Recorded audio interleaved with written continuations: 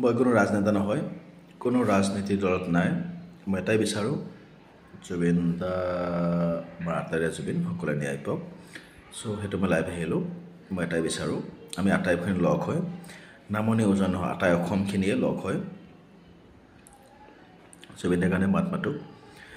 আৰু এইটো বিচাৰোঁ, যেতিয়ালৈকে জুবিন দাই ন্যায় নাপায়, ইলেকশ্যনৰ প্ৰচেছ আমালৈকে যাতে বিজেপিয়ে নিবিচাৰে। 2026 ইলেকশ্যন আহি আছে, কি জানো ইয়াত আটাইখিনি কিজানি ৰাজনীতিক কিলি হ'ব পাৰে।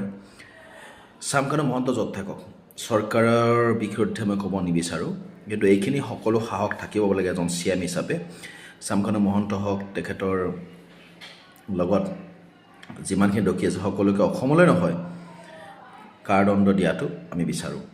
যদিহে আপোনালোকে একমত মোক জনাব। মই বিচাৰোঁ তেওঁলোক আহক, অতি সোনকালে প্ৰশাসনে বিচাৰি তেওঁলোকক গ্ৰেপ্তাৰ কৰক। যদি নকৰে তেতিয়ালৈকে তেওঁলোকে ইলেকশ্যন পাহৰি যাওক। নেপাল হ'ব যদিহে জুবিন দাই ন্যায় নাপায়। জয় আই অসম, জয় জুবিন দা। আজি যদি জুবিন দা ইয়াত নাই, অসমৰ কোনোটো নতুন প্ৰজন্ম, পুৰণি প্ৰজন্ম যি হওক, 20th centuries প্ৰজন্ম, 21st centuries প্ৰজন্ম, কোনেও তেখেতৰ কাৰণে ন্যায়ৰ অবিহনে কাকো ভোট নিদিয়ে। লাগিলে ইলেকশ্যন নহ'ব, অল অসমত যোনে জুবিন দাক ন্যায় দিব, সেই মানুহজনেহে অসমৰ স্বত্বাধিকাৰ হ'ব পাৰিব।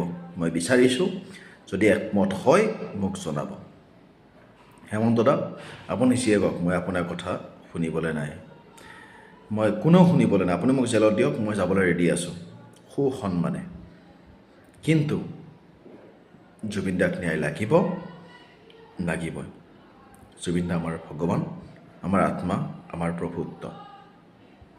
তাৰ কাৰণে যদি আপুনি মোক জেল দিব বিচাৰিছে, মই যাবলৈ ৰেডি আছোঁ। মোৰ নাম মৃদুল বায়ান হয়, মোৰ ঘৰ পাঠশালা, আমদ, বজালী ডিষ্ট্ৰিক্ট। আপুনি মোক অতি সোনকালে ধৰিব পাৰে, তাৰ কাৰণে কষ্ট কৰিব নালাগে। আপুনি সুসন্মানে জুবিন দাৰ কাৰণে কাম কৰক, আমি আপোনাৰ লগত আছোঁ। কোনো দল বিৰোধিতা আমি নহয়। আমাক জুবিন দাৰ ন্যায় লাগিবই।